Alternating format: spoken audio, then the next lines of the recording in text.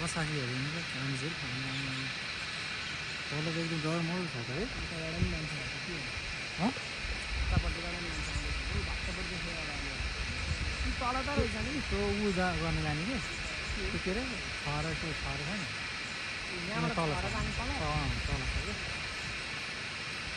कहाँ रहेछ ठ्याक्कै भन्नु नि यहीँ तल छ उयो बजिरहेको छ बजिरहेको। अलि उसले गर्दाखेरि नदेखेको कि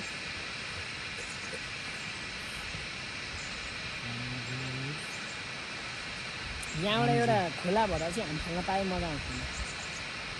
त्यो कर्णालीमा हाम हालेर मान्छे मर्थ्यो नि एकचोटि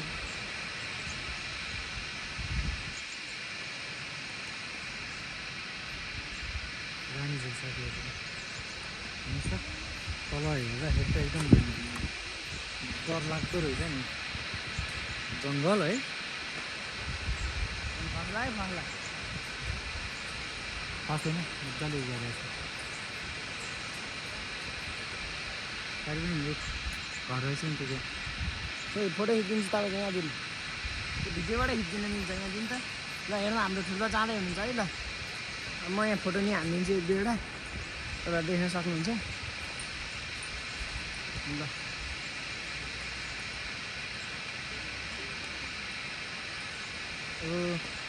यता पो थिच्नुपर्छ रुक्नु है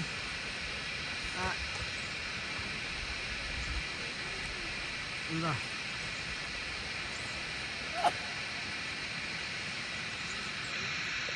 टाढो चाहिँ दुइटा हो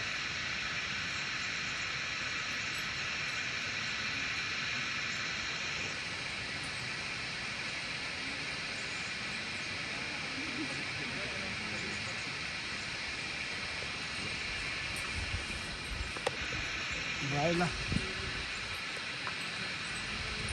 एकदमै राम्रो ठाउँ छ माथि देख्न सक्नुहुन्छ रानी झोला भन्छ यसलाई होइन भक्तपुर जिल्लामा छ यो चाहिँ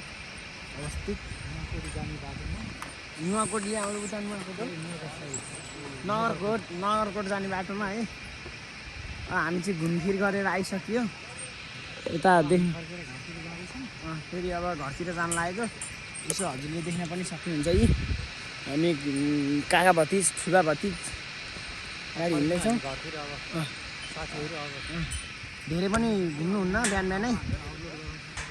बिस्तारै अब हामी गइरहेको छौँ अन्त ठाउँ पनि अवलोकन गरिरहेको छौँ होइन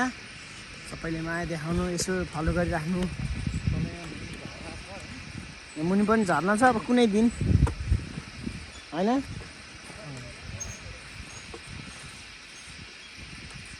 ल